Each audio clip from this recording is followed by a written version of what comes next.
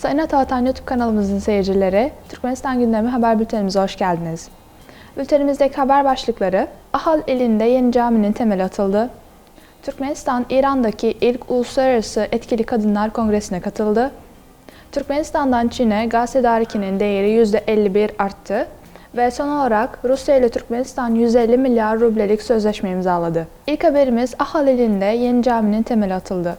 Türkmenistan'ın Ahal ilinin yeni idari merkezi olan Arkadağ şehrindeki inşa edilecek caminin temeli atıldı. Ahal ilinin baş camisinin temel atma töreninde Türkmenistan yaşlıları, Rusya Federasyonu Tataristan Cumhuriyeti Cumhurbaşkanı Rustam Minnikhanov, Türkmenistan'da bulunan Müslüman ülkelerin büyükelçileri ve diğer konuklar katıldı. Etkinliğin katılımcıları Ahal ilinin yeni idari merkezinin inşası projesinin ilerleyişi hakkında bilgiler aldı. Bu bölgede yeni inşa edilen şehir, akıllı şehir konseptine uygun olarak inşa edilmektedir. Ahali'nin baş camisinin toplam alanı 34,5 hektar olacak ve bu da 15.000'den fazla insanın aynı anda namaz kılmasına olanak sağlayacak. Caminin inşa edildiği alanda 1500 kişi için tasarlanan sadaka yemeği salonu olacak. Külliye her biri 104 metre yüksekliğinde 4 minareyle süslenecek ve bunlara yüksek hızlı asansörler kurulacak. İlk 3 katta toplantı ve müzakereler için özel odalar dahil olmak üzere idari binalar planlanmıştır. 97 metre yüksekliğindeki kulelerden birine seyir terası yapılması planlanıyor.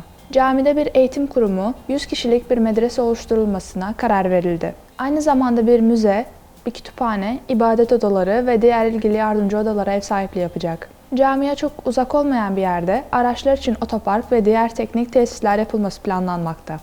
Aynı anda 10 hektarlık bir alanda fıskiyeli bir park alanında inşa edilecek. Cami, Türkmenistan Sanayiciler ve Girişimciler Birliği'ne üye bir Türkmen firması tarafından inşa edilecek. Türkmenistan, İran'daki ilk uluslararası etkili kadınlar kongresine katıldı. İran haber ajansının bildirdiğine göre Türkmenistan temsilcileri Tehran'da düzenlenen 1. Uluslararası Etkili Kadınlar Kongresi'ne katıldı. Etkinlik Rusya, Çin, Avustralya, Sri Lanka, Tayland, Pakistan, Kamerun, Sırbistan, Ermenistan, İsveç, Bulgaristan, Güney Afrika, Suriye ve Lübnan'dan olmak üzere 300'den fazla kadını bir araya getirdi.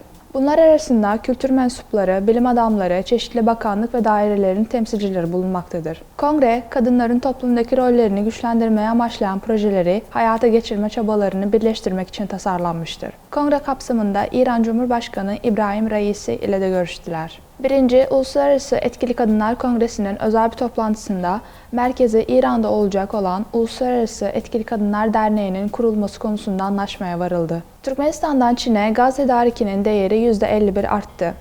2022 yılında Çin'e Türkmenistan'ın boru hattı doğal gaz tedarikinin maliyeti %51 artışla 10,25 milyar dolar olarak hesaplandı. Bu rakam Çin Gümrük Genel İdaresi tarafından açıklandı. Türkmenistan, Çin'e boru hattıyla doğalgaz ihraç eden ülkeler arasında hala ilk sırayı koruyor.